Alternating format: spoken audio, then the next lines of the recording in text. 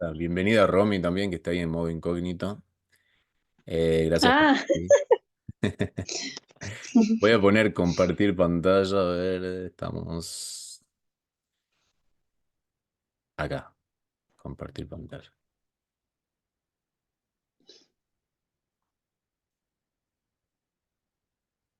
Porfa, dígame cuando esté visible. Ahí está. ¿O todavía no? todavía no se debe estar cargando. Ok, Ahí está, ahora se ve. perfecto. Buenísimo. Bueno, yo le había puesto en principio que íbamos a ver el colon, pero he decidido que veamos intestino delgado e intestino grueso, que el intestino grueso es el colon, ¿ok? Así Sí, que, porque son muy parecidos en sus funciones, ¿ok? Y está bueno verlos los dos juntos, así que vamos a hacerlo de las dos maneras. Y bien. antes de empezar, quería preguntarles si, de Rosy creo que sí sé, pero de Romy no sé, si en algún momento o actualmente tiene alguna clase de inconveniente intestinal. Bueno, esto es mi vida entera, el Ah, ok, intestino y el la colon. historia de tu vida. Así que la historia de mi vida, sí, sí. Ahí Romy dice, hola, hola Romy. Bueno, en mi caso también, en mi caso siempre desde chico no tenía grandes problemas intestinales, pero sí cuando me ponía nervioso me agarraba diarrea. En la primaria, en la secundaria, cuando tenía que rendir básicamente, me agarraba ahí como unos días de diarrea. Pero más allá de eso, no, de lo académico no. Y a los 18 años, ya saliendo de la secundaria y entrando a la universidad, tuve colon irritable hasta mis 27 años. Un colon irritable bastante agudo, molesto, que capaz en promedio de la semana, capaz que tenía 4 días de diarrea y 3 días estreñimiento, por ejemplo. Claro, Y la pasaba mal, yo me acuerdo que inclusive a veces me salía de exámenes en la universidad porque no aguantaba las ganas. Me fui de boliches, o sea, la pasé muy mal en viaje, en cuestiones así con... Y después, bueno, empecé a hacer como muchos cambios en mi vida, en la alimentación y por sobre todo en la mente, en la cabeza, y empezó a cesar a tal punto que está como un 90% estable en normotonía, digamos, pero sí cuando me zarpo un poco. En el estrés, en situaciones que no puedo digerir o con la comida, me vienen como ciertos síntomas y tengo que cuidarme. O sea, ya aprendí a leer cuándo tengo que actuar, accionar o hacer algún cambio, ya sea en lo sutil o en lo denso. ¿Ok? claro, sí, sí, Dice Romy, estoy con mi bebé, estoy escuchando atenta. Perfecto, Romy, muchas gracias. Ya saben que si claro. tienen duda, en cualquier momento me para y conversamos o se sacan las mismas, ¿ok? Dale, sí, sí. Vamos a ver primero el grafiquito y vamos a ver. Estamos siempre hablando de endodermo, ¿ok? Todavía seguimos con los órganos del endodermo, Sí, que es color, se lo representa con color amarillo. Acá está representado todo el sistema digestivo, desde la boca hasta el ano. Y acá está el tronco encefálico o endodermo que corresponde a esta parte que estamos estudiando. Y acá tenemos lo que es intestino delgado y colon, ¿ok? El intestino delgado, el que se lo ve más finito. Acá está el yeyuno, el ilio. Y el colon, que es mucho más ancho, ¿ok? Es el intestino grueso. Hasta llegar al recto y el ano. Vamos a ver un poco de anatomía y fisiología de este órgano. Primero vamos a empezar con el intestino delgado, ¿ok? El intestino delgado es la porción del tracto gastrointestinal que conecta el estómago con el colon. O sea, está en el medio entre el estómago y el colon, ¿ok? Después del duodeno, el yeyuno es la parte superior del intestino delgado. El ilion es la parte final que se une con el intestino grueso, ¿ok? Tanto el duodeno como el yeyuno son partes extremas del intestino delgado. El yeyuno y el ilio son las secciones del tracto digestivo donde se tiene lugar la mayor parte de la absorción de los nutrientes. O sea, ahí se absorben los nutrientes de los alimentos que nosotros ingerimos. Con calidad absortiva, es decir, que se absorbe, ¿ok? El intestino delgado está formado por epitelio cilíndrico intestinal, o sea, la forma morfológica es epitelio cilíndrico intestinal, y se origina en el endodermo, en la parte del cerebro del endodermo, y por lo tanto está controlado desde el tronco encefálico. Acá vemos una representación gráfica de lo que son los relés del endodermo y el correspondiente al intestino delgado sería este que está acá. ¿Se logra ver? Sí, sí, se ve. Ah, bien, si no lo agrandaba un poquito. A nivel cerebral, el tronco del encéfalo, el centro del control del intestino delgado, yeyuno e ilion está colocado ordenadamente en la forma anular de los relés cerebrales que controlan los órganos del tubo digestivo, precisamente entre el duodeno y el ciego. Bueno, esto es lo que acabamos de ver acá.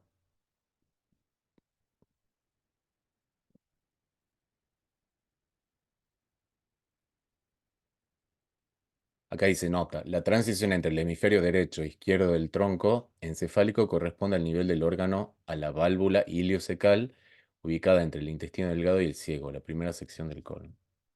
Bueno, sigue explicando un poco el dibujito este que está arriba. Vamos a lo estrictamente psicobiológico o germánico.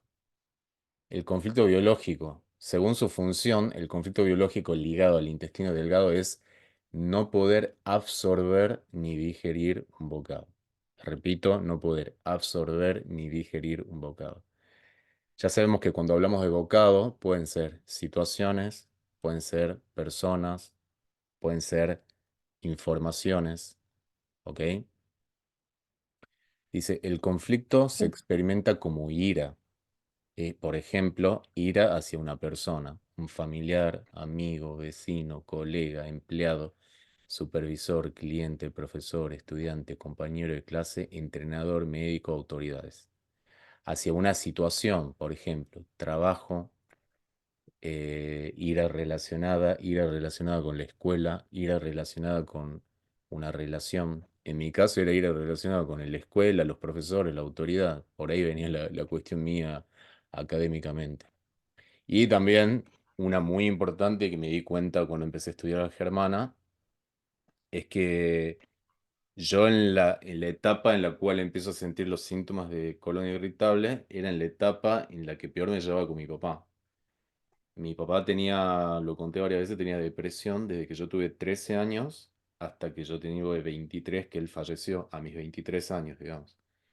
Y bueno, como que cada vez iba poniendo, él como que iba entrando, adentrándose cada vez más profundo en su depresión con el correr de los años.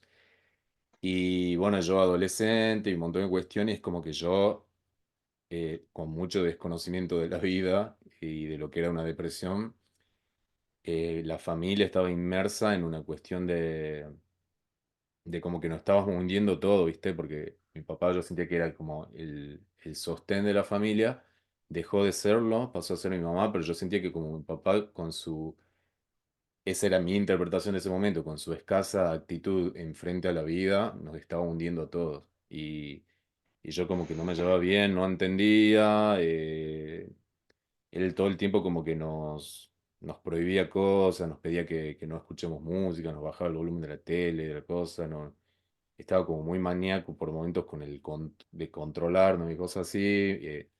Estaba muy descuidado y mi mamá se empezó a descuidar a la par de él. Entonces yo sentía como que él no estaba estaba como cagando la vida en algún punto, ¿no? Y no podía digerir o absorber esa situación. Y yo ahí en la peor época esa que peor me llevaba con él, empecé con los síntomas de colon irritable. Que de hecho, cuando él fallece, al poco tiempo yo me empiezo a mejorar muchísimo. Después, con 2 o 3 años después, terminé como de cerrar el ciclo, pero inmediatamente cuando él murió, me acuerdo de diarrea y estreñimiento, pasé a tener más estreñimiento y diarrea. Pero para mí era positivo porque la diarrea era lo que me incomodaba mucho porque tenía que tener un baño cerca todo el tiempo, ¿ok? Pero yo con el tiempo logré interpretar a través de la germana que mi relación con mi papá, cómo interpretaba yo esa situación, era como el origen principal, ahí estaba el DHS de por qué yo estaba con el colon irritable, básicamente. A ver, ¿dónde me quedé? Bien. ¿Quieren consultar o decir algo con respecto a esto? O sienten que en su vida les pasó algo así? O... No, está perfecto. No, no, yo en realidad el colon lo empecé a sufrir también ya después de la adolescencia. Siempre Ujú. tuve antes gastritis, digamos, era más hacia arriba el problema. Ok, Y, y fue cuando, sí, en la época de la facultad y un montón de cosas que yo en realidad después las empecé a resolver, o sea, mi carácter. Y esto que vos estás contando de tu papá, eh, yo lo veo como que a veces le pasa a Isa. ajá, Yo todavía no me considero que sea una persona que sufra depresión, ujú, pero muchas de mis situaciones creo que le afectan mucho a él. ujú, Eh, Justamente porque pasa días que no va al baño y un montón de cosas. ajá, Entonces, eh, como que puedo llegar a interpretar lo que vos interpretaste, que es lo que por ahí le pasa, pobre a él, obviamente, porque uno ama a sus padres, pero a sí, su vez siente como que, wow, eh, tenés que ser el sostén y no lo está haciendo, digamos.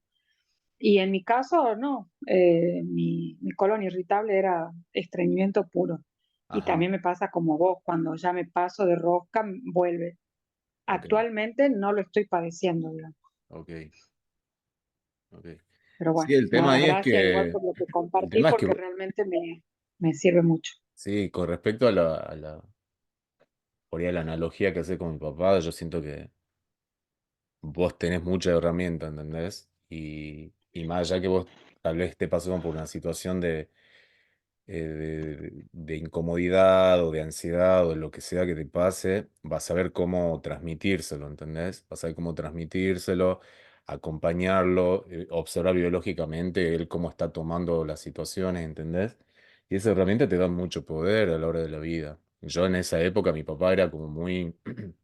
Mi papá se aferró básicamente a lo que es la religión católica, pero muy fanatizado, desesperado, como hasta con miedo, ¿entendés? Lo hago, me meto de Claro, lleno a esto porque quiero la salvación, una cuestión así. sí, sí, Entonces, al mismo tiempo, mi papá se metió de lleno al paradigma oficial y, bueno, él estaba todo el tiempo dopado. Y cada vez la sí, sí, medicación le subían más, le subían más, le subían más. Entonces no tenía mucha herramienta de las cuales vos sí tenés, nosotros tenemos, ¿entendés? Y, sí, no, yo para mí es como agradecer que hay muchas cosas que yo digo, bueno, no, no, y pongo un freno y digo, bueno, claro, hasta, vos pero sos sí, consciente de dónde sí, sí, estás. Es como que yo también, hay sí, veces que me siento mal y soy consciente de dónde estoy. Y por lo general, la mayoría de las veces sé por qué estoy así, ¿entendés? Y cuando me viene algo que no sé por qué me vino, digo, bueno, debe ser una epicrisis, porque la epicrisis aparece de la nada, porque aparece en la mitad de la etapa, ¿entendés? Y a veces uno se claro, confunde y ataque de pánico y cuestiones así. O sea, herramientas hay. Y bueno, yo después con el tiempo, fallece mi papá y a los 3 años me agarra una depresión a mí. Y ahí en tres claro, meses que estuve como muy mal, sin ganas de vivir y cuestiones así, ahí sí, recién logré empatizar con mi papá. De decir, bueno, no sé cuál es el motivo por el cual mi papá estaba... A ver, mi papá se deprimió por primera vez cuando quedó sin trabajo del ferrocarril y tenía 4 hijos, o sea, hay un motivo. claro, Pero obvio, después ya consiguió trabajo, todo, y como que no lograba salir. Yo en esos 3 meses logré entender lo que era una depresión y lo que era no tener ganas ni ánimo de vivir. Y ahí pude decir, "Bueno, lo juzgué mucho a mi papá". Y ahí es como que terminé de cerrar una cuestión que ahí empezó realmente mi mejora con respecto a los intestinos, digamos. Que logré cerrar algo claro. que mi psiquismo no podía cerrar de hace mucho tiempo, mucho tiempo. Entonces, hay una cuestión muy simbólica. Después de eso, terminé soñando con mi papá y, y era como que yo hablaba y resolvíamos cosas en el medio. Y de ahí cambió todo para mí, cambió todo mi percepción de él y cuestiones así. Y a tal punto de que Y, dije, bueno, ya está, todas las culpas, los remordimientos, los enojos, todo ya está, para mí ya fueron, ya ciclo cerrado y acá comienza una nueva etapa y así fue. Hasta el día de hoy a veces me vienen como inercias de querer como enojarme o cuestiones así, o por ejemplo, pero bueno, por ejemplo el otro día que estaba volando de fiebre, me vinieron un montón de imágenes de mi papá poniéndome pañito toda la noche y cuestiones así, es como que hay cosas que en la mente siempre van a estar jugando en lo simbólico. Pero es interesante leerlo eso, leerlo y ver que hay una lógica y que esa lógica psique, cuerpo siempre están ligadas y entender un poco más qué es lo que nos está pasando, ¿no? Sí, no, y la palabra esta, digamos, que dice ahí en el tema del conflicto, que es fuerte porque dice ira, o sea, es muy claro Ajá, el sí. sentido, digamos, porque una cosa es que uno esté enojado, o sea, pero el tema de la ira va como algo más profundo, o sea, Ujú. que tenés ese enojo como muy arraigado hacia algo.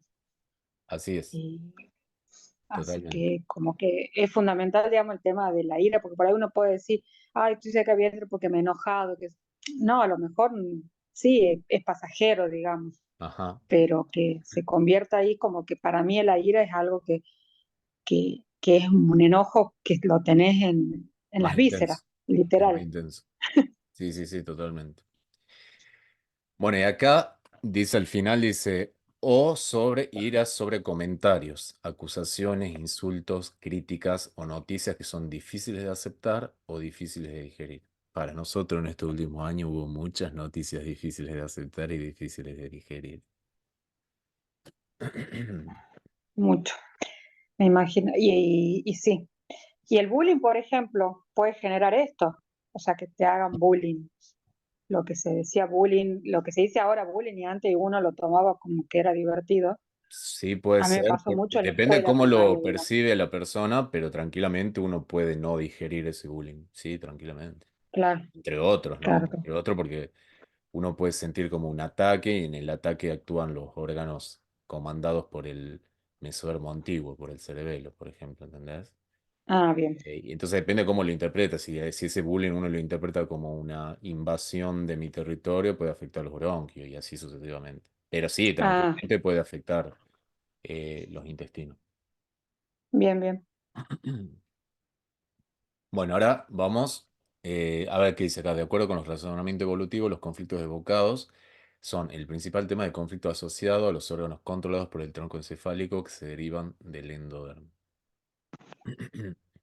En la fase activa de conflicto, comenzando con el DHS, durante la fase del conflicto activo, las células intestinales, acuérdense que en endodermo siempre hay proliferación, o sea, multiplicación de las células mientras el conflicto está activo proporcionalmente a la intensidad del conflicto. ¿Ok? Mientras más tiempo y más intenso es el conflicto, va a crecer más rápido. ¿Ok? Esta, esta proliferación. El objetivo biológico del aumento de células, que corresponde a la quinta ley biológica, es para qué el cuerpo hace lo que hace, es poder absorber y digerir mejor el bocado.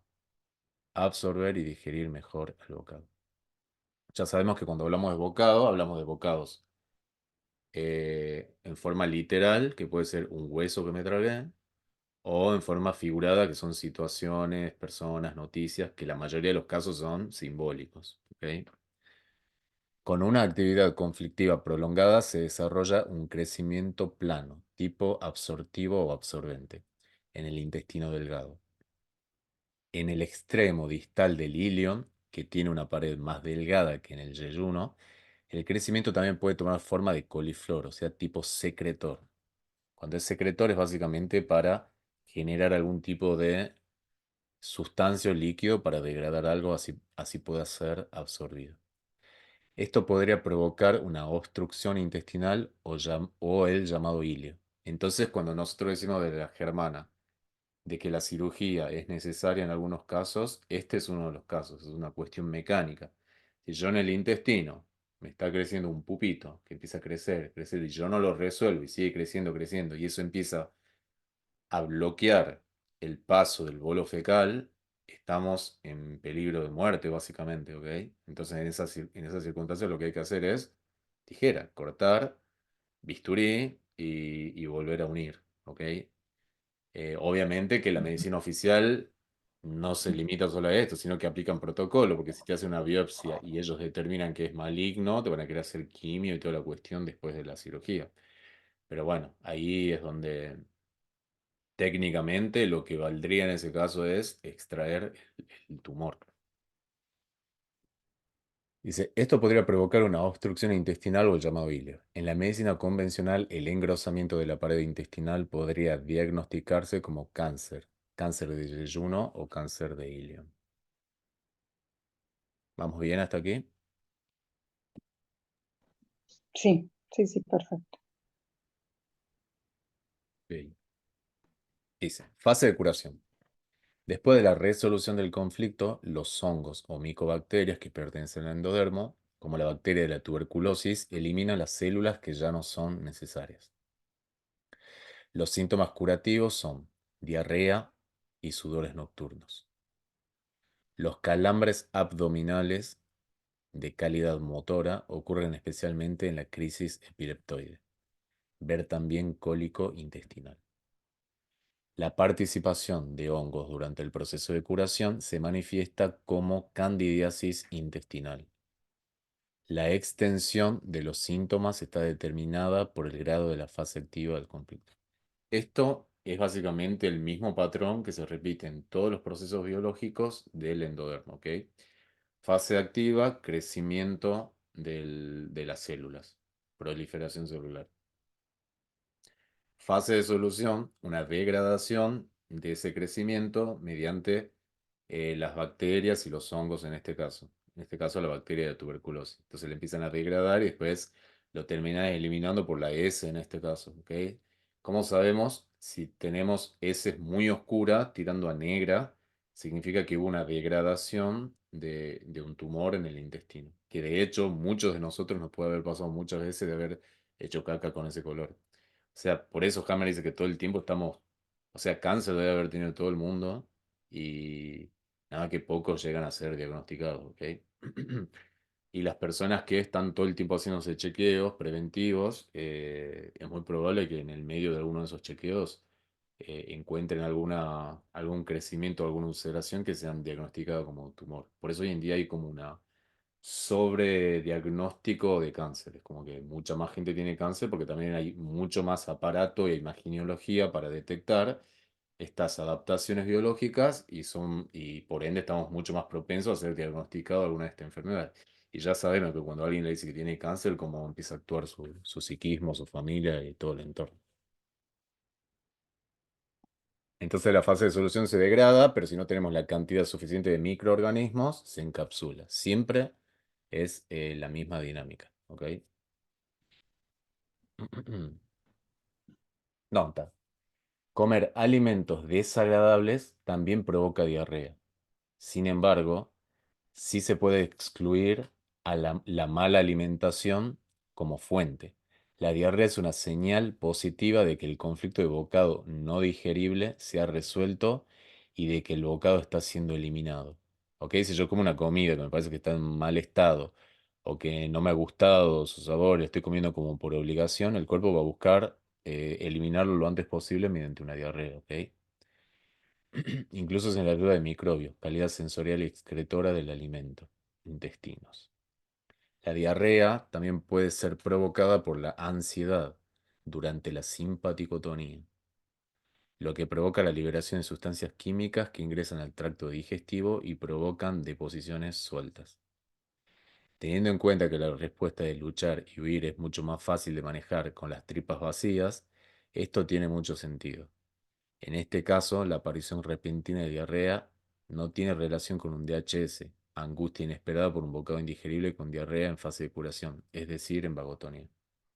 Lo que está diciendo acá básicamente es que a veces no hace falta un DHS para tener diarrea, ¿ok? Porque acá explica que la diarrea viene en fase de solución. Pero puede pasar que yo estoy comiendo algo que no me gusta o que siento que está feo y no fue un DHS, no cumplió las tres características de un DHS, pero aún así el cuerpo busca expulsarlo. Y acá dice, en cualquier fase de ansiedad, que yo me sienta como apurado, como ansioso por algo, como dice, el cuerpo cuando está en lucha o en huida prefiere tener el intestino más suelto que estar pesado y ocupar energía vital para digerir eso. O sea que la diarrea puede venir por un apuro, porque, uy, mira, no estoy llegando porque me levanté tarde, una cuestión así. Sí, yo tengo una amiga que, va, tenía una compañera de la facultad que ella antes de un examen le agarraba diarrea. Era tanto los nervios que ella tenía que siempre pues, le pasaba, digamos. Era como que ella ya sabía. Claro, porque ahí no necesariamente hay un DHS, porque el examen no es inesperado. Claro, no, no, Puede ser dramático. Vivir en soledad, no sé hasta qué punto, porque lo estás compartiendo con tus compañeros y cuestiones así. Pero si es una situación de ansiedad y una situación emocional en este caso, ¿ok? claro. Así que sí, tiene sentido. Mucha gente le agarra el cagazo por examen. Bueno, acá habla del virus del ébola, ¿ok? Ya sabemos que los virus es una cuestión que nunca se ha demostrado.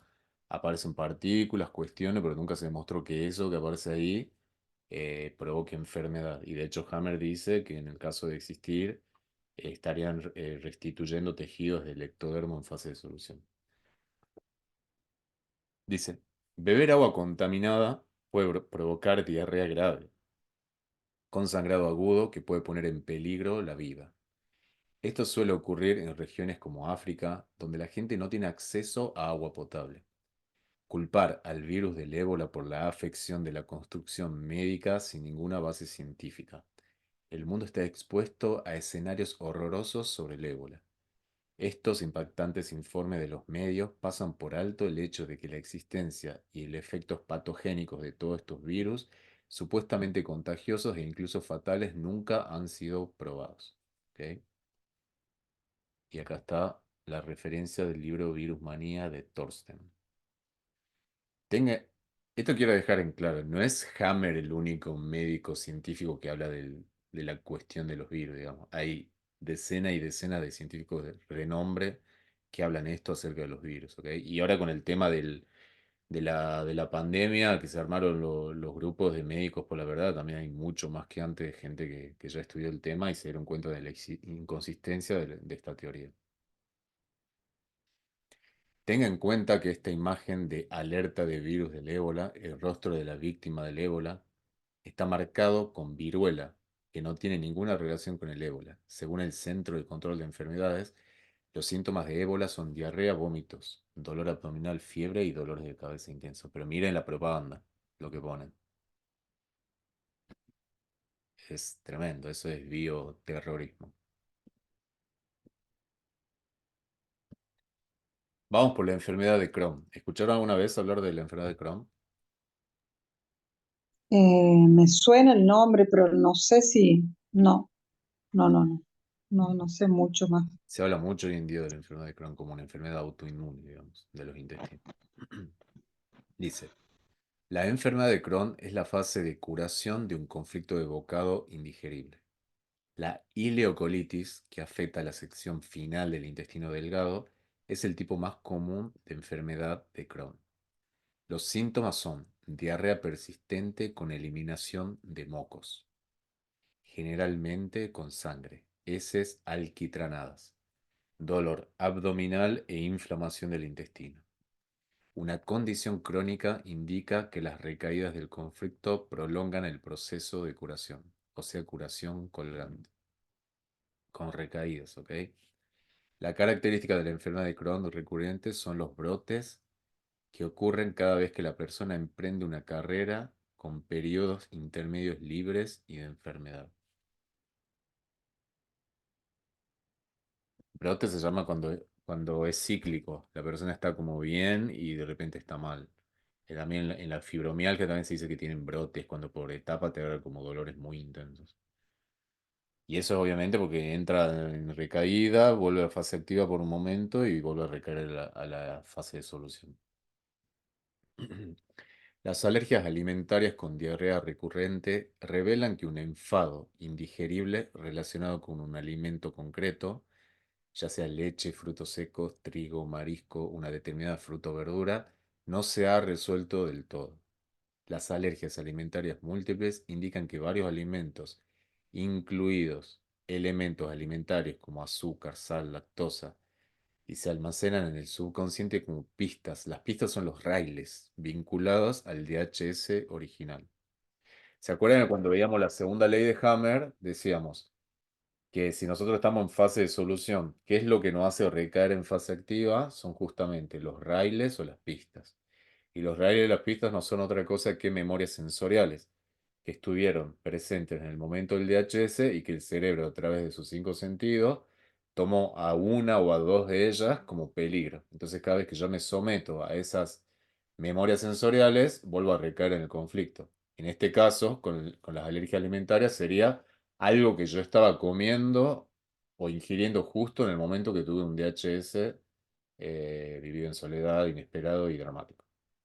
¿Se entiende esta parte? Sí, sí, Ok. sí. A ver, me gustaría, no sé, a ver, ¿cómo está el chat acá? Quería saber si Romy va entendiendo o tiene alguna pregunta. En los bebés, por ejemplo, Ajá, a mí sí. me pasó que en los bebés escuché mucho el tema de la alergia de leche. Cuando Isa era chiquito, yo estaba, sigo estando en los grupos, digamos, pero en ese momento muchas tenían temas con sus bebés con la leche, que le daban la leche deslactosada, o que tenían la alergia esta de no sé qué, y así todo el tiempo. Y con el tiempo, ponerle yo como sigo en el grupo, hay muchas madres que dicen, no, mi hijo después a los 2 años ya no le ha pasado más. Ujú. Como, Sí, el niño, el bebé, cuando es chiquito, no sé cuántas horas del día está tomando teta, digamos. ¿Qué será? ¿6 horas en total en todo el día? Una cuestión así, o estoy exagerando. sí, no sé, hay bebés que están todo el día, Bueno, depende, digamos. bueno, Pero imagínate, y tienen, un bebé, sí, como todo ser humano, está propenso a VHS también, porque claro, dramático, pero yo inesperado y me vive en soledad, un imagino, bebé recién está formando su psiquismo, su sistema de creencia, entonces cualquier cosa lo asusta. Entonces, claro, imagínate que cualquier los bebés, yo DHS me que... imagino, ¿Cómo, perdón? que me imagino que es porque vos le estás dando la teta, que es una leche, y de repente le das la leche de vaca, digamos. Y, Tu organismo lo puede tomar como un shock también a ese cambio, porque los receptores del bebé y la forma de interpretar toda la química y pues, no es lo mismo, digamos. claro, a ese cambio puede que la mano está, claro. Así Así que que, es o sea, si bastante, un bebé que está bastante tantas horas, interesante eh, esto, ¿ves? Que te dicen de las alergias. sí, un bebé que está tantas horas del día tomando teta, tomando leche, cualquier DHS que tenga en ese momento, su cerebro va a interpretar ciertos estímulos como un rey y una pista. Y una de esas puede ser la leche. Por eso puede ser que Claro, se interprete que la leche le provoca alergia. el ¿Ok? O sea, problema. tiene sentido desde lo biológico. Sí, sí, entiendo. Bueno, Romy no comentó nada todavía, así que interpreto que está entendiendo. Así que bueno, acá dice. DHS dice, cualquier alimento que se crea que es la fuente probable de la alergia constituye un nuevo bocado indigerible y se añade a la lista de pistas o raíles del conflicto. Las personas que siempre están preocupadas por comer algo tóxico o incorrecto son, por tanto, más propensas a desarrollar múltiples alergias alimentarias. Escucha esto, Rosy, esto es muy interesante, repito.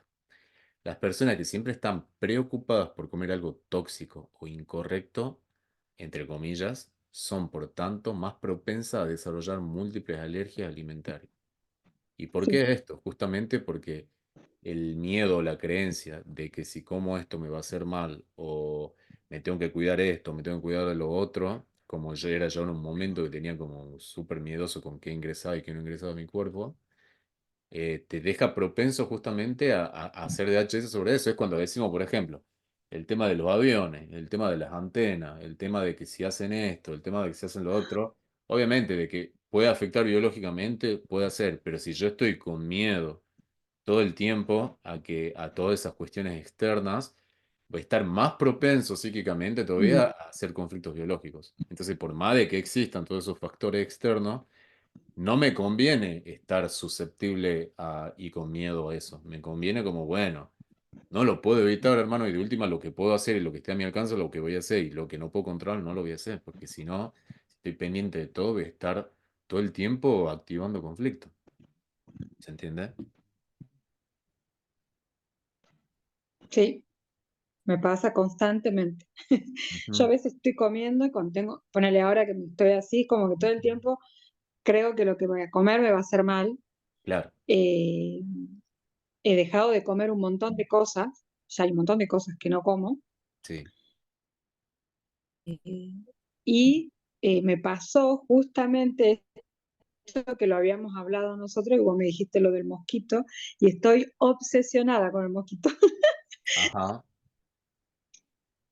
claro, claro, claro.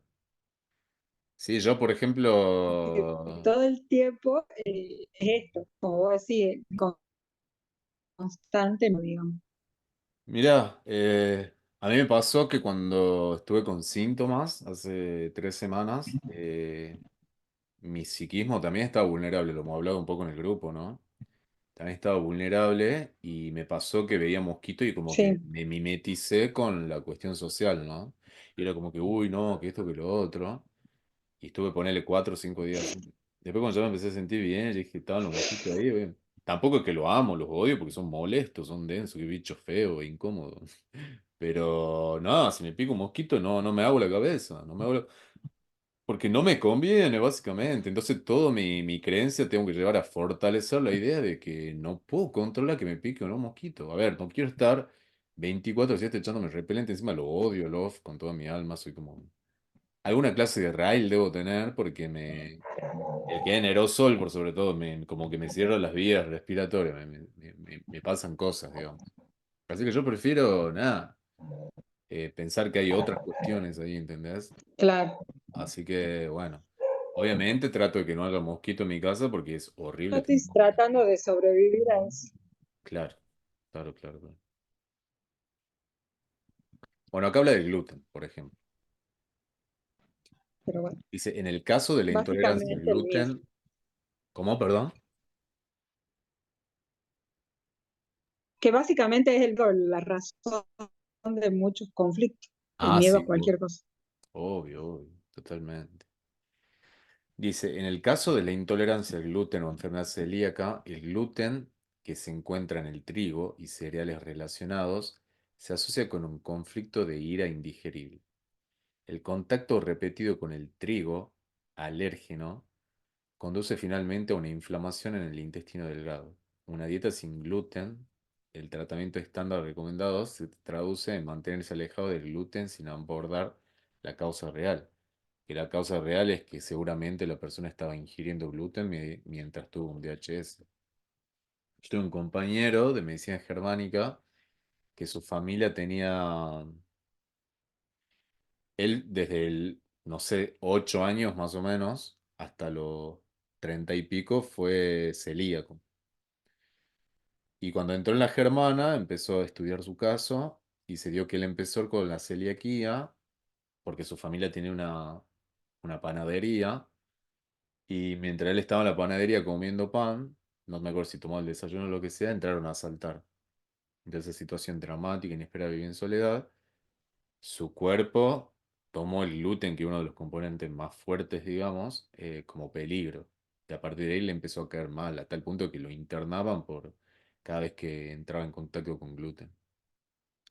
Y él, bueno, haciendo consciente el conflicto, laburándolo en el psiquismo y empezando cuando ya había entendido todo esto y le perdió el miedo, empezó a comer en muy poquitas cantidades de gluten y vio que no le hacía nada, empezó a comer de vuelta harina. Y no es que se zarpa comiendo, pero come su pizza, come su pancito, come cosas y no le pasa nada. O sea que después de muchas décadas logró resolver el conflicto. Y así hay varias Bueno, personas. Ahí dice, en la medicina convencional se cree que ciertos alimentos desencadenan un shock anafiláctico. Se dice que la anafilaxia es una respuesta del sistema inmunológico a un alérgeno, incluidos los frutos secos, los mariscos o los productos lácteos. Desde el punto de vista de la nueva medicina germánica, los síntomas son provocados por una recaída del conflicto, o sea, la alergia, entre comillas. Por ejemplo, de un conflicto de miedo territorial, dificultades respiratorias, un conflicto de bocado, hinchazón en la lengua o un conflicto de separación, ronchas o desmayos, colocándonos en una pista o raíz del conflicto. Es muy posible que una fuerte recaída de conflicto provoque complicaciones, un verdadero shock anafiláctico con una rápida caída de la presión arterial Una pérdida del conocimiento que puede provocar la muerte es causada por una sobreexposición a sustancias químicas como drogas, morfina, aspirinas y otras. Tintes para rayos X, sustancias de contraste, venenos y otros venenos. Hasta aquí, intestino delgado. ¿Están para seguir o quieren que hagamos una pausita de 5 minutos para ir al baño, lo que sea? Yo necesito 5, Bueno, justamente, son y para cincuenta y ir. dos, volvemos y 57, ¿les parece? Listo. Ok, perfecto, nos vemos enseguida.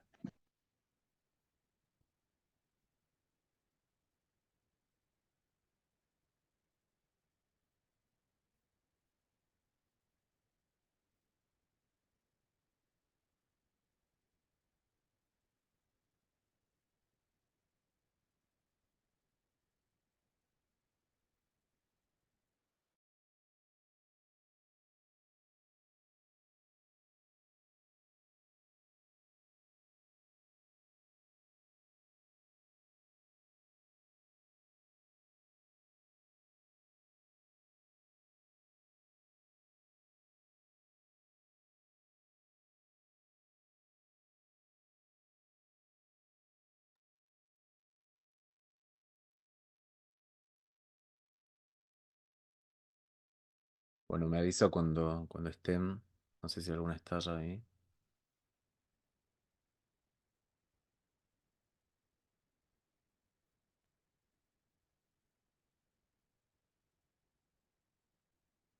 Sí, aquí estoy, Fer.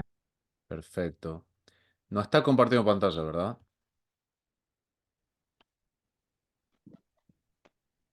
No. Ok, ahí va. Porfa, avísame cuando ya se vea.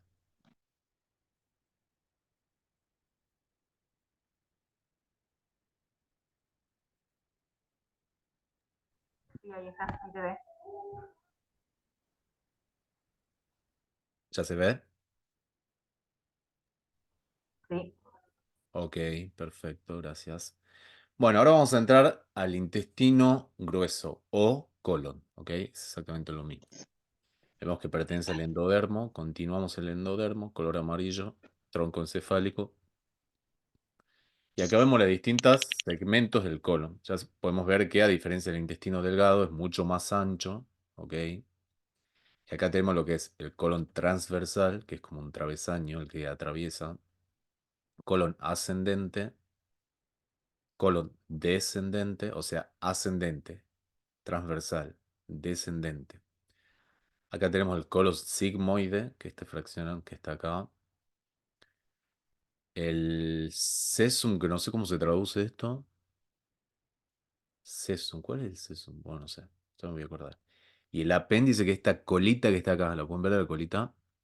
Esto es lo que se inflama cuando tenemos un conflicto en PCL y se llena de bacterias y microorganismos, y es lo que hay que extraer si eso está muy crecido, muy inflamado en PCL, porque puede correr el riesgo de que se perfore, se rompa y empiece a haber un montón de microorganismos entrando en cavidades abdominales que no tienen que estar, por ende se hace una sepsis y se puede hacer una peritonitis. Y eso puede hacerse grave si no se actúa medianamente rápido, ¿ok? A mí me pasó Bien. el año pasado o el anteaño, que me dolía mucho esa zona, abajo a la derecha, del ombligo a la derecha y un poquito más abajo. Me dolía mucho, mucho, mucho y ya me empezó a hacer la cabeza, que tenía ahí un apendicitis. Entonces me decían, palpate, ¿te duele? Yo le decía, sí me duele, no sé si tanto, pero me duele. Y me decían, a ver, flexiona la rodilla y subítela, te lo podía hacer, pero no tanto. Me dice, bueno, por la duda anda a un médico que te palpe y que te manda a hacer estudios, a ver cómo están los glóbulos blancos y toda la cuestión, a ver si hay infección, digamos. Me hicieron una ecografía también y en la primera ecografía lo que me pasa es que me salía mucho meteorismo. Meteorismo es lo que en la medicina se dice gases, estaba lleno de gases. Entonces no se pudo ver y tuve que hacer unas dietas unos días libre de no tomar nada con gas, harina, nada, todo desinflamatorio. Y en la segunda vez me vieron y estaba todo bien, pero me dejó tranquilo porque la primera vez que me hizo el tacto me hundió bastante y sí sentí una molestia, pero no muy grande. Y el médico me dijo, mirá, yo con esta presión que te acabo de hacer, si te hubieran por reventarte el apéndice, me hubieses pegado una piña básicamente por sacarme de encima. Así que ahí me quedé como un poco más tranquilo. Y después me di cuenta que eran gases, básicamente. Sí. Así que bueno, A mí pero me pasó, bueno. a mí me lo sacaron. ¿Cómo, perdón?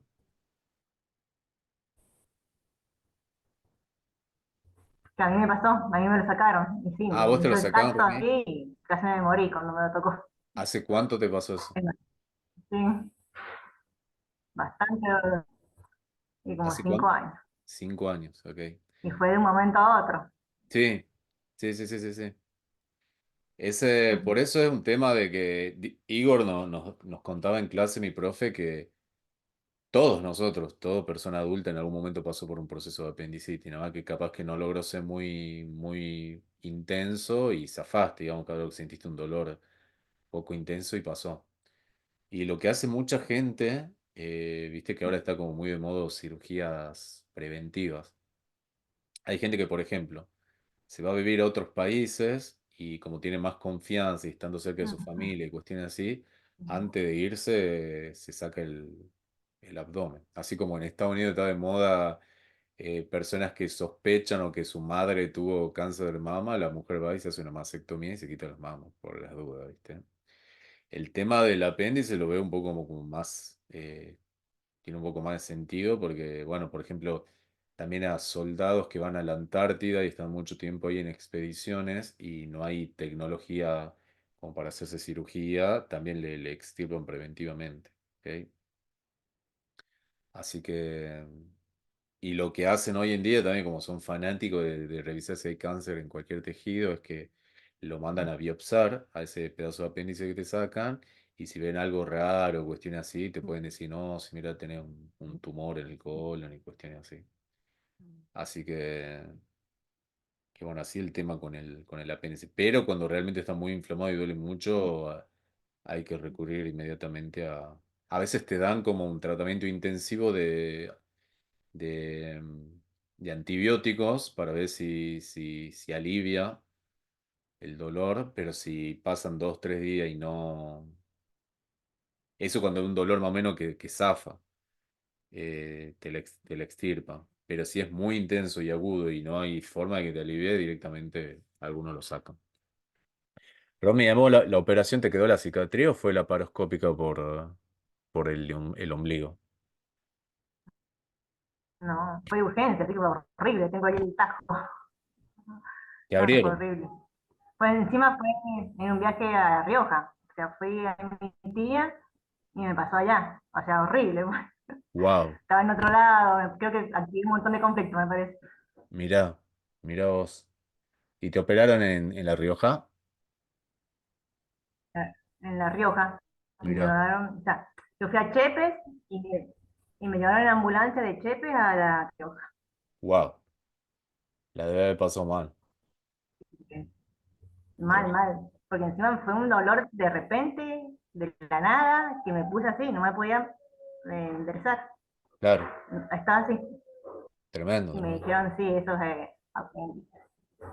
Pero me pareció rarísimo. O sea, yo en la época facultativa que estaba estudiando, siempre tenía dolor de panza, todo el Ajá. tiempo. Por eso yo no, nunca asocié que podía hacer el apéndice, nada. Claro, claro, claro. Sí, hay que tener precaución con esa zona. Si es que duele en esa zona, no hay que esperar mucho y hacerse ver por las dudas, ¿ok? Porque hay situaciones en las que hay que actuar rápido, ¿ok? Es como lo que me pasó a mí con la infección dental. El otro día que después de los 5 días de fiebre ya estaba como normal. Estuve 3 días sin comer porque sentía como náusea y cuando logré comer con todas las ganas del mundo se me inflamó acá, esta parte de arriba, y después se me hinchó todo esto. Ya le voy a mandar una foto como tiene la cara hinchada. Y bueno, ahí eso si es una situación más o menos que uno la lleva y puede aguantar, en unos días se hace una fístula, una especie de grano, y empieza a drenar solo y se sale la infección. Pero en este caso estaba como muy intenso, muy agudo y ya me estaba doliendo todo. No podía dormir de noche el dolor. Entonces mi odontóloga, que es jameriana también, me dijo, Fer, acá hay que actuar mecánicamente. Entonces me hizo un tratamiento de conducto. Me agujereó el diente que estaba abajo, extrajo la raíz y me empezó a apretar. Y ahí empezó a salir todo la pus, digamos, el proceso, las bacterias, toda la cuestión. Y me lo dejó destapado 3 días para que siga drenando. Entonces hay casos que hay que actuar, como eso, ¿ok? Por eso muchas veces se confunde que ser hameriano es ser antimédico, antisistema, y no, es aprovechar lo que sirve del sistema, Ujú. por favor, ¿ok? Igual que en esos días, por los dolores que sentía, tomé los fármacos que no tomé en los últimos 15 días, me lo tomé. Era mi mesita de luz, me acuerdo cuando era chiquito, que era todo así fármaco, y pastilla. Porque bueno, es como que tampoco seamos kamikazes, si hay que tomar, hay que tomar. ¿Qué va a hacer? Me dolía muchísimo. Entonces, tomé protector hepático, me inyecté de dexametasona, bueno, una banda de cosas consumí. Así que ahora estamos en etapa de detox. Pero bueno, hay que saber usar la medicina a nuestro favor también, ¿no? Eso es importante siempre repetirlo. Bueno, vamos con el colon, lo que es vamos. Dice desarrollo y función del colon, un poco de anatomía y fisiología. Después del intestino delgado, el colon es la última porción del tracto gastrointestinal. El colon se divide en varias partes estructurales. La primera sección del intestino grueso es el ciego con el apéndice, un tubo con un extremo ciego en forma de... Uy, perdón. Se me traba la cuerda vocal. Hablando de cuerda vocal, eh, me suele pasar mucho que siento molestia en las cuerdas vocales y quedo medio ronquito cuando me expongo. En una época que cantaba y ahora que empecé a usar mucho la voz, mostrarme en las redes, el programa de radio, siento que se me traba. Y según los síntomas que presento, estaba buscando el otro día y aparentemente puede ser un nódulo en las cuerdas vocales, que es muy normal en los maestros, en la gente que ocupa mucho su voz, cantantes, y que eso se puede, practicando ejercicios, se lo puede disolver, o una cirugía que es como un láser que te lo sacan en 2 segundos, digamos, pero después tiene que hacer como un procedimiento de, de ejercicios de la voz. Y bueno, también como no tenía ganas de ir al médico y hace años que me pasa esto por etapas en mi vida, dije, voy a ir a hacerme ver. Entonces averigüé con una otorrina que es especialista en la parte vocal. Y bueno, ella me dijo que primero tenía que ir a un otorrino porque me haga estudio y ver qué está pasando ahí anatómicamente en la cuerda vocal. Y bueno, digo, una vez más, hay que recurrir a eso para saber qué es lo que tenés, para saber cómo tratarlo. En mi caso, yo sé que las cuerdas vocales y actúa cuando uno siente que cuando habla entra en peligro, ¿entendés? Se siente expuesto o lo que sea. Entonces, hay que verlo desde lo sutil y también ver qué se puede hacer con ejercicio y aprender a usar la voz y los volúmenes y cosas así. Que de hecho esta, Eso te iba a decir, te iba a ir a una especial, o sea, no sé si en oncóloga, ¿con quién es el que tenés que trabajar de la voz, una audióloga, esta es especialista de en, cómo, en la voz, pero no me acuerdo, tenía como un nombre, no me acuerdo. Y el otorrino es el que te revisa esa parte, ¿entendés? Todo lo que es garganta, nariz y oído.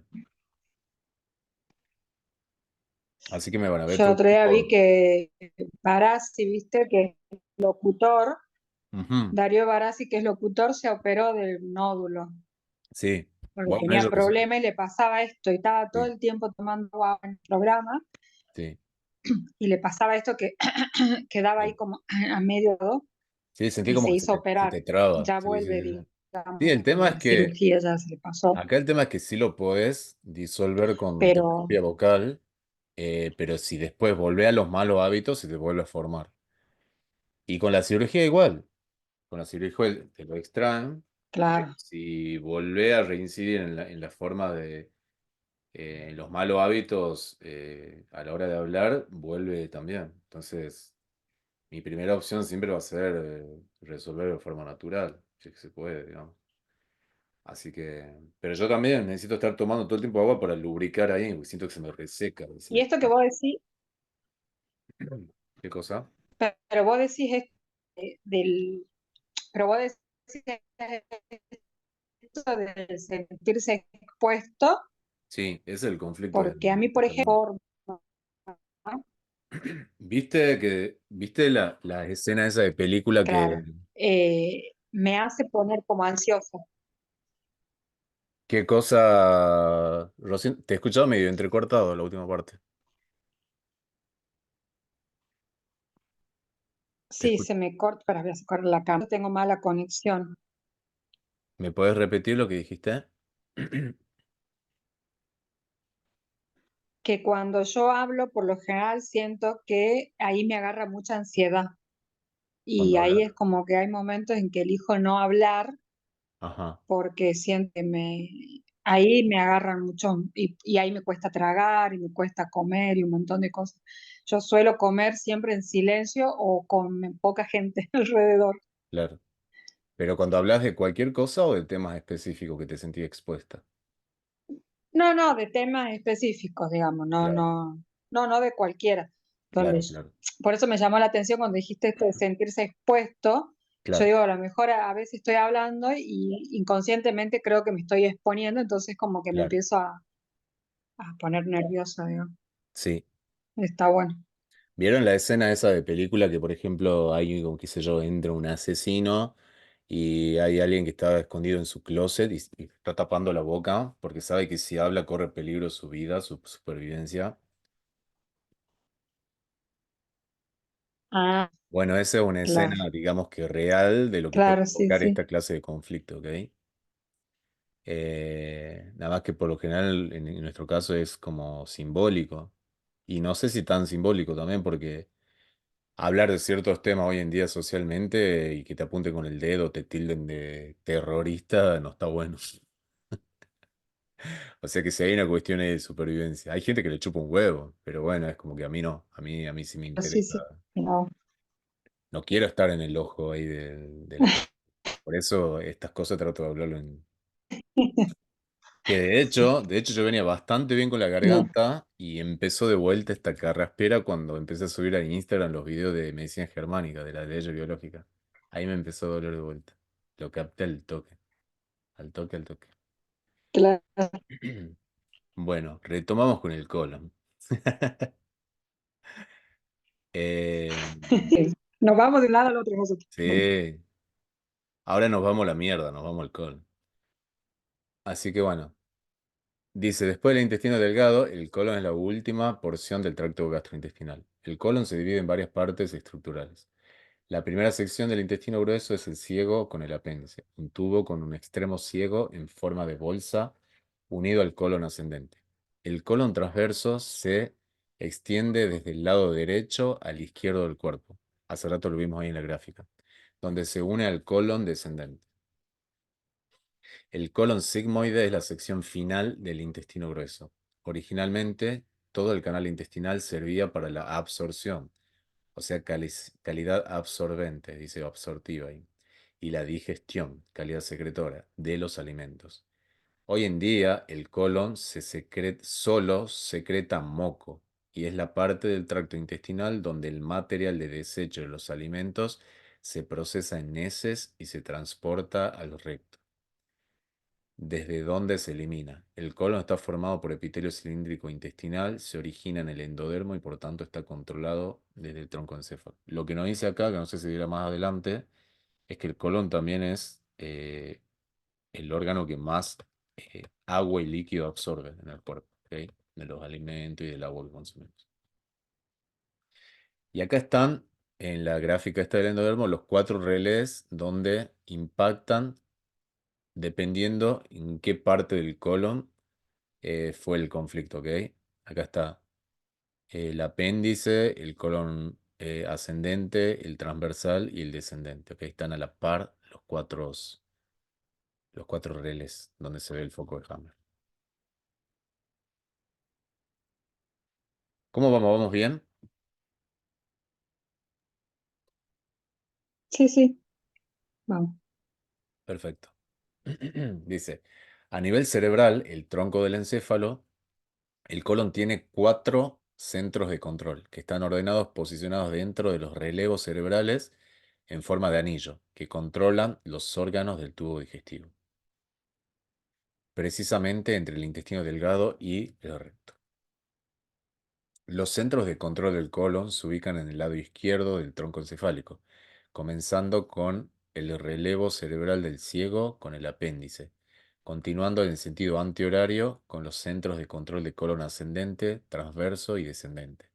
A nivel de órganos, el intestino delgado y el colon están separados por la válvula iliocecal, marcada a nivel de cerebro como la transición del hemisferio izquierdo y del derecho del tronco encefálico. Esto quiere decir que acá está la parte del intestino delgado y acá están los relés del intestino grueso. Y acá justamente está la separación entre hemisferio izquierdo y derecho del cerebro. ¿Ok?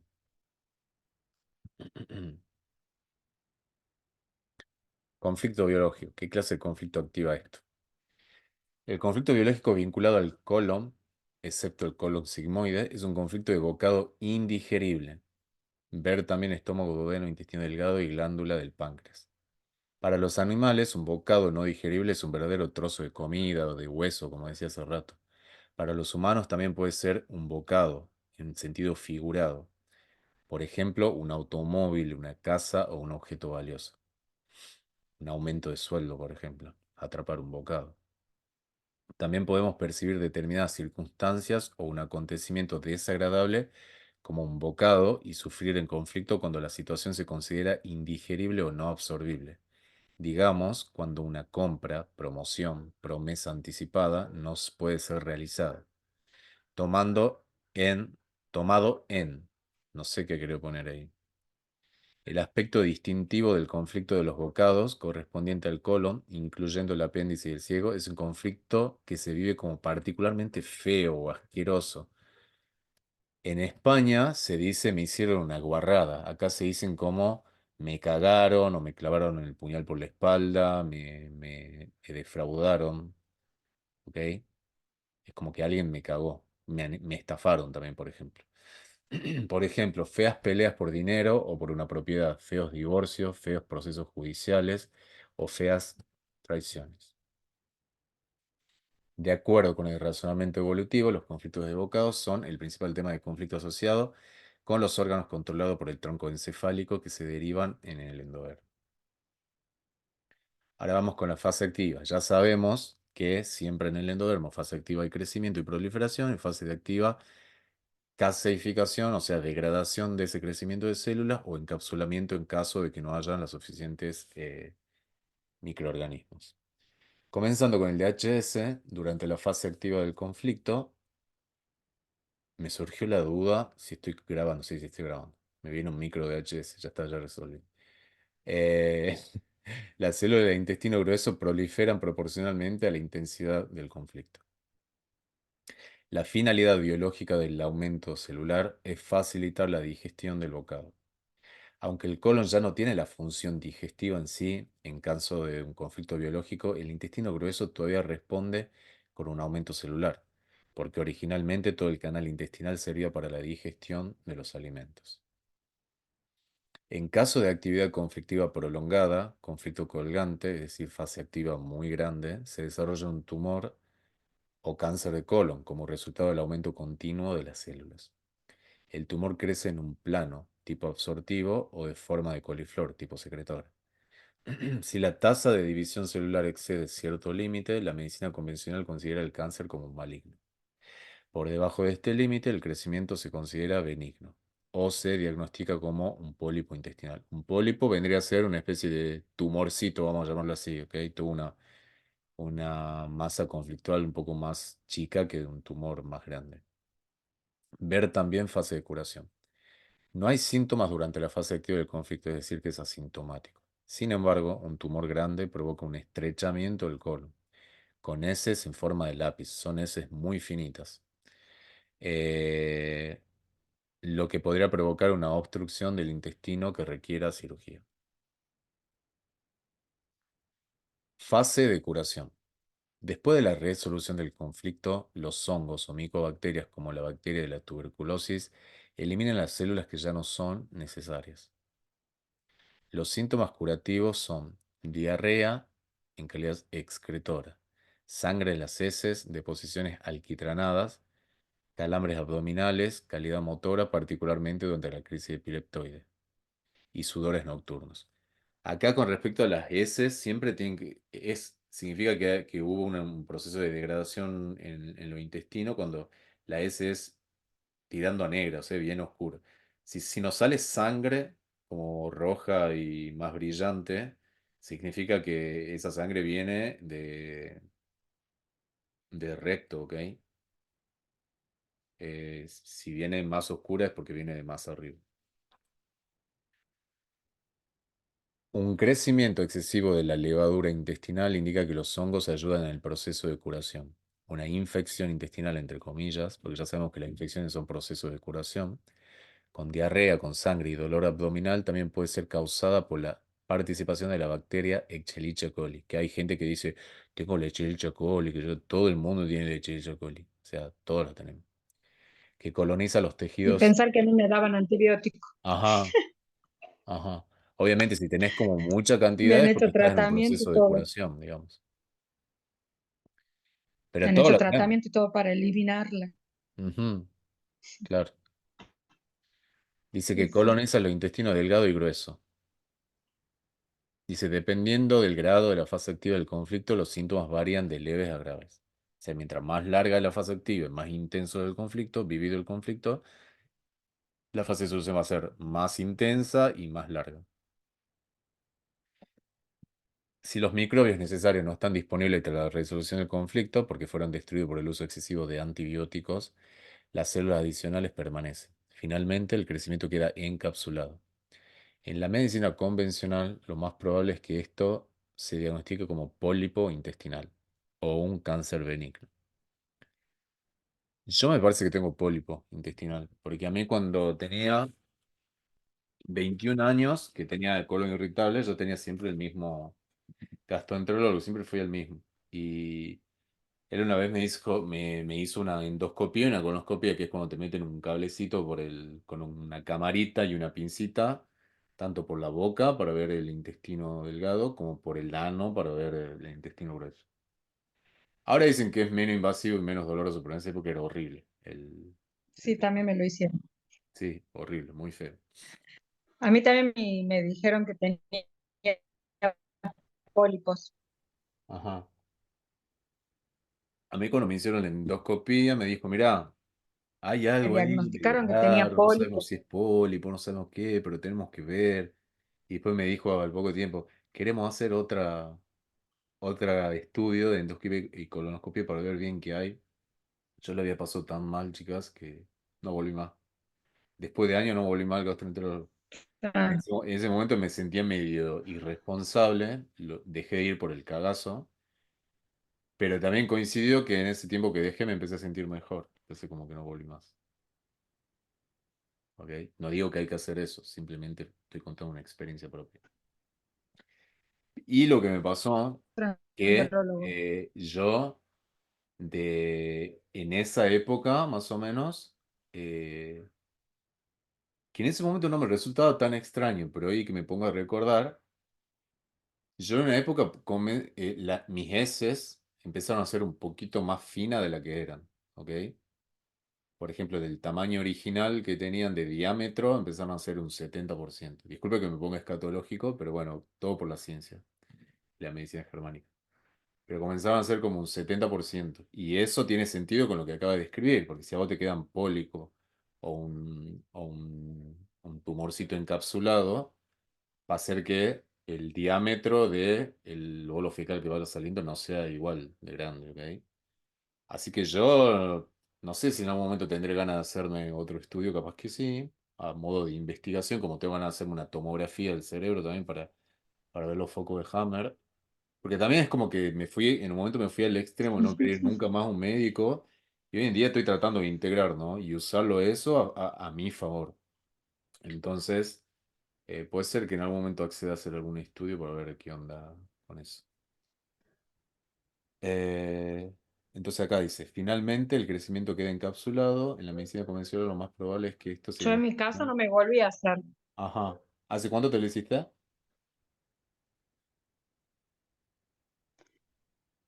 un poco más. Eh, No, no te escuché bien, se cortó. eh, no me lo volví a hacer porque mi médico dejó de hacer. Ajá, Espera, que yo no, en mi caso, yo siempre me hice con el mismo médico, el sí, gastrólogo que me atendió siempre fue el mismo, volví más. sí.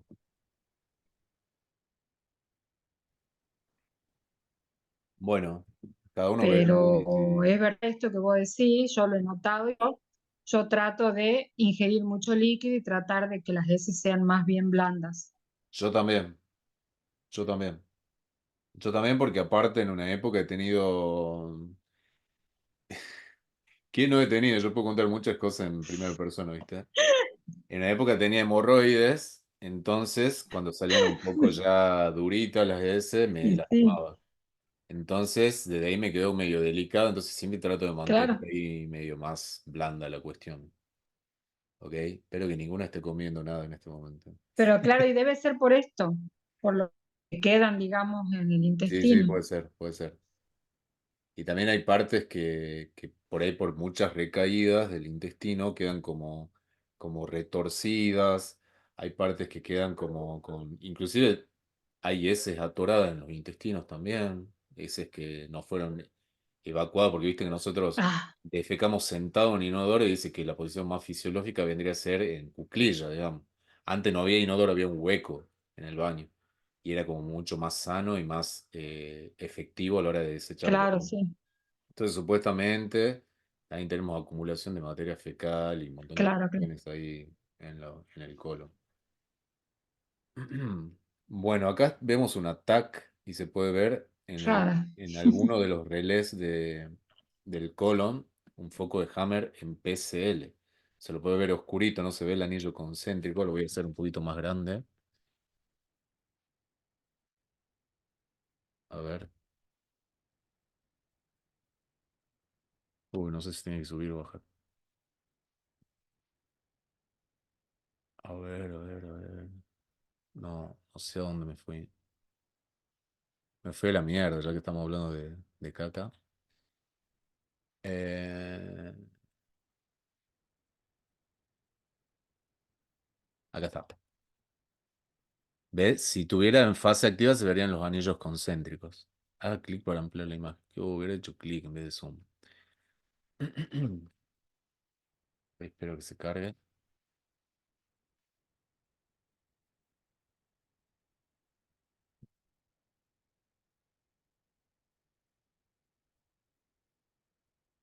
Ahí está.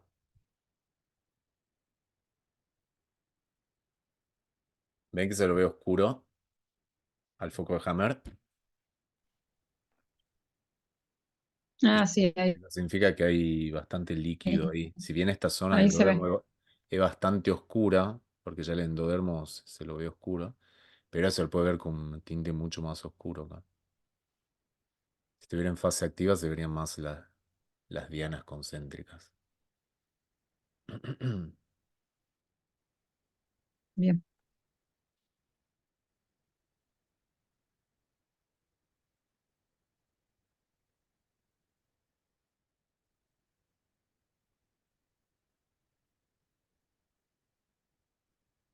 Ya estamos. Bueno, continuamos.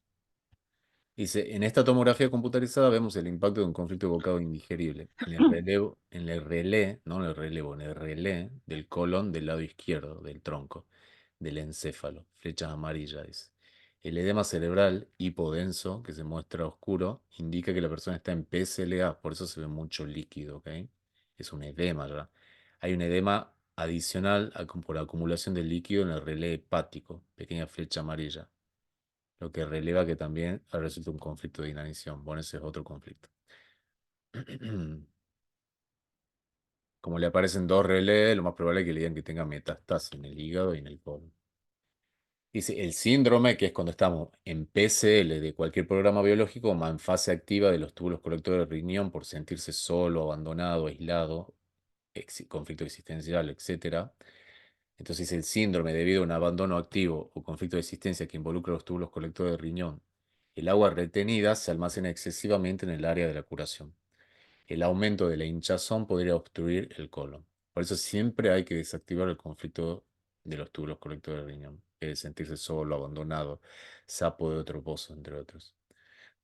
En el apéndice es posible que ya se haya producido una oclusión durante la fase activa del conflicto. Es durante la fase de curación que el apéndice se inflama provocando apendicitis. La ruptura del apéndice ocurre cuando la crisis epileptoide es intensa. ¿Ok? La colitis es una inflamación del intestino con dolor abdominal, flatulencia y diarrea. Yo tenía mucho de eso.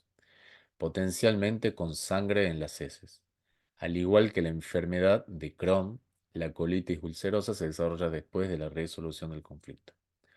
Los síntomas persistentes apuntan a recaídas de conflicto que interrumpen y por tanto prolongan la curación. Curación colgante. Lo que se conoce como síndrome del intestino irritable o de colon irritable. ¿Ok? Eso es lo que venía hablando de mí. Es también una señal de que se ha resuelto un conflicto por el bocado indigerible. En comparación con la colitis, los síntomas son menos intensos.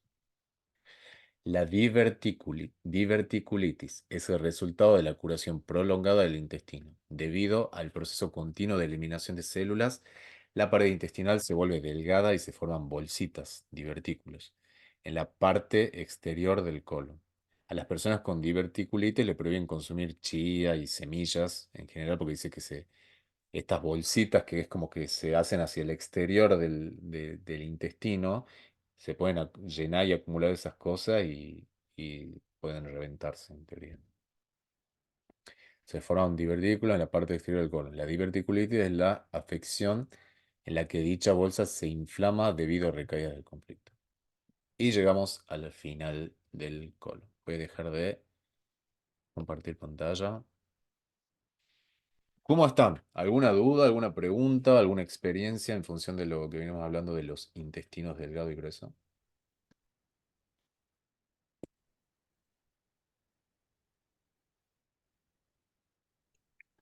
Sí, a mí, bueno, lo mío fue más con el intestino grueso, viendo, digamos, todo el tema este de los Sí, yo conflictos. también.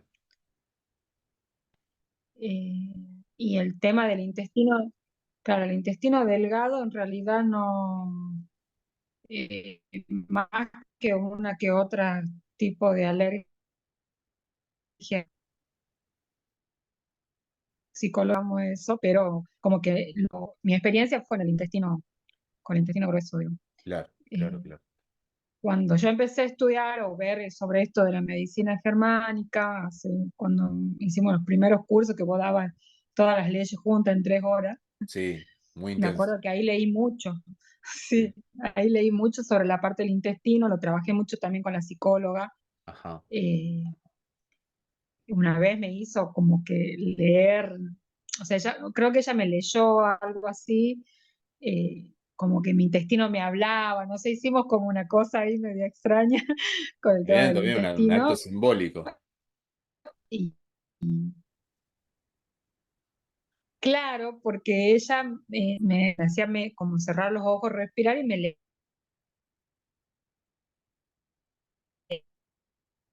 Te escucho un poquito leía. Y era cortado, como que Rosy. el intestino me hablaba, me decía todo lo que sentía, Ah, ok, o por ok. qué conexión. Mi internet anda muy... Entendí. Se me cortó eh, un poco, pero te y, estoy y bueno, entendiendo. y de ahí como que, pero bueno, como que de ahí el haber tomado conciencia de todo lo que significaba el tema del colon irritable o por qué, eh, me pasa esto, o sea, como que ahora normal, digamos, donde, pero sí noto estas secuelas que te digo de ponerle después de ir al baño, tratar de que las heces sean o sean blandas, como Sí, que sí, obviamente después de muchos años el intestino obviamente no es lo mismo. exacto, exacto. Sí, pero, el tema de la pero he dejado de alimentación también sufrir, ayuda porque si bien a veces no logramos resolver del todo los conflictos o si lo logramos resolver, capaz que hubo ya tanto recaída, tantos años de recaída que quedó anatómicamente distinto el intestino, entonces hay que acompañarlo a veces con una alimentación, ¿entendés? A medida que no es que vamos a tener la misma forma de digerir que claro, siempre. Y acá lo importante es ver cada vez que me agarra una crisis intestinal revisar primero lo más fácil que es la alimentación, que comí, digamos, que es lo más fácil, lo que más tenemos fresco en la memoria, que comimos hoy, que comimos ayer.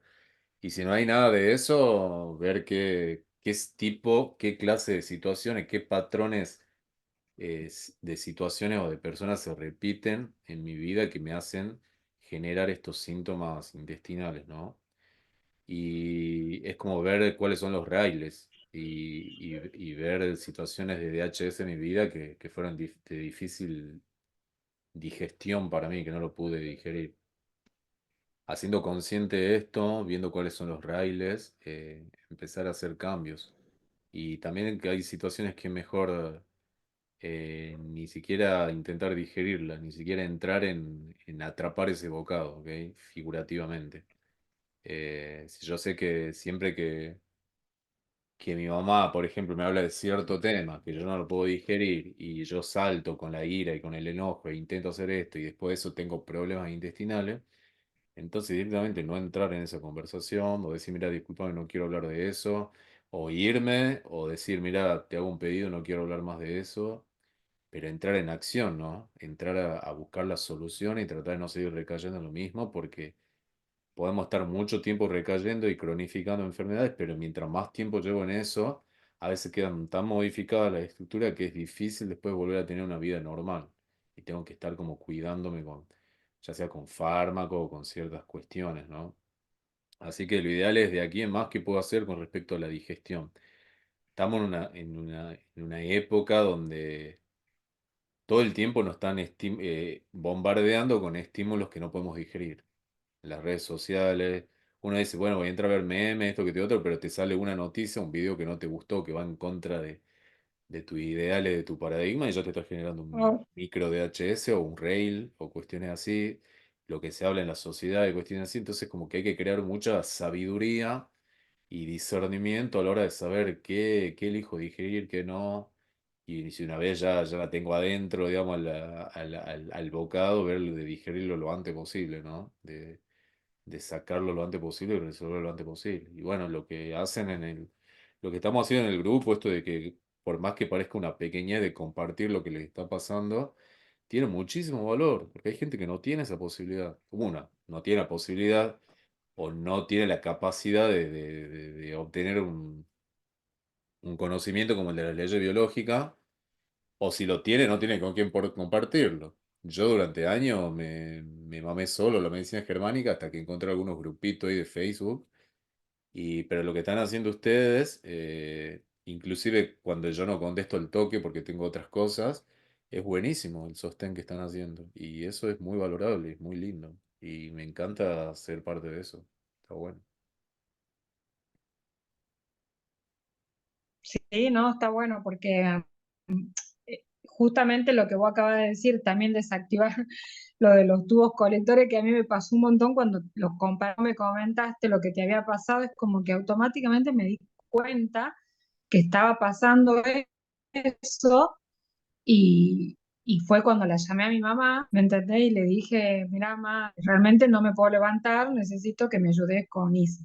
Y Claro, vino mi mamá, vino mi papá a hacerme el desayuno y es como decir, bueno, no, o sea, ocupate de esto, pero no te, porque si no como que uno se va metiendo más cosas y obviamente seguís conflictuando en otro, en otro, en otro. El cuerpo te cansa y a la luego te querés levantar. claro, Y, y es como constantemente ver y la verdad que sí. Y a mí lo de las redes sociales me pasa un montón porque yo entro a mi Instagram personal, ¿no? Porque en el otro de los pijamas no tengo absolutamente nada. Entro a mi Instagram, empiezo a ver algo y ya algo he leído y empiezo a putear y a enojar. Y es como que, bueno, ya está, hasta acá. Y salgo. Y no sí, vuelvo a sí, entrar sí. más, digo. A veces decimos, bueno, no veo Pero televisión, no veo informativo para no hacer mala sangre, pero hoy en día las redes sociales están no, transformando en la nueva tele, digamos. el celular es tremendo. Sí, Es peor, yo creo, porque de última en la tele vos como que la pasan tan rápido y no hay claro, comentarios de gente, en cambio en las redes sociales está constantemente. sí. Y entonces como que digo, bueno, no, hasta acá y el grupo para mí es como, me ha costado a escribir, pero después que escribí dije, ah, bueno, me sirvió un montón porque a veces uno escucha del otro lo que uno no, a veces no se da cuenta que le está pasando. Sí, a mí me pasa y me doy cuenta que a mucha gente le Y, pasa que cuando está en PCL, lo que se denomina enfermo, queda como un estado de vulnerabilidad y es como que te volvés como un chiquito, ¿entendés? Que necesitas de tus papás, necesitas que alguien te cuide. Y si no tenés y eso, activás los túbulos colectores, te sentís como abandonadito, un niño abandonado, ¿viste? Te empiezan a salir como sí, totalmente. vulnerabilidad ahí de chico.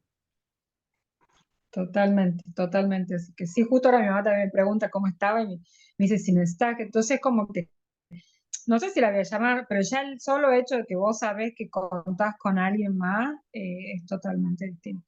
Que no hace falta que tengas 20 personas, con que tengas una que, con la que vos podés contar, está bueno. Es como la medicina convencional. Los familiares, por más que a veces no nos caigan del todo bien en ciertas actitudes, hay que usarla como la medicina. Si te pueden ayudar y hacer un favor en algo así como uno lo hace con ellos, buenísimo. Es así. No hay que polarizar, ni muy para un lado ni muy para el otro. Trata de buscar los grises Sí. que pueda ser contributivo. Pero bueno, ahí en el medio creo que es con donde más conflictuamos, ¿no? Porque es como que de repente nos vamos para un extremo. Nos va Claro, al otro y hasta que encontramos el equilibrio es como que nos ha pasado un montón por el medio. sí, sí, Pero sí, bueno, totalmente. es como irse, digamos. A mí me pasó que la psicóloga la última vez me dijo, eh, qué sé yo, ponerle, yo reniego mucho del padre de mi hijo porque digo, bueno, un montón de cosas. Y ella me dijo, vos no te preocupes de su paternidad, vos ocupate que tu maternidad sea el 100%. Claro, Y yo eso me lo tomé muy literal, al margen de que me agoté. claro, claro, claro, Y dije, no, pará, hacelo al 100 pero no al 200 digo. O claro. sea, como que también tenés que conocer los límites y decir, bueno, esto no, ¿me Sí, entendés? por No, no supuesto. quieres hacer. Y es como que me voy de un extremo al otro hasta que llego ahí a darme cuenta que me he Sí. pasado de más. Tampoco es tan fácil equilibrarse todo el tiempo. A veces es necesario como tocar un poco lo extremo para sacar una conclusión y ver en qué lado de los grises me posiciono, digamos. No es tan fácil como para. Claro. Yo por eso justo ahora cuando vos hiciste los desafíos de la meditación y todo, sabía que no estaba disponible Claro, porque yo estaba así, digamos, como muy pasándome de un lado al otro, de lado al otro, entonces digo, bueno, sí, eh, no estaba en la misma situación que la última vez donde yo es como que estaba la meditación por mí, o sea, por mí estaba prioritaria, ahora es como que necesitaba resolver muchas más otras claro, cosas claro. y, y de pronto sí medito, obviamente, cuando sé que como que de repente digo, ah, ¿por qué no meditas antes de seguir con Dame un con el segundito que rollo voy mental? a, voy a, voy a parar la grabación.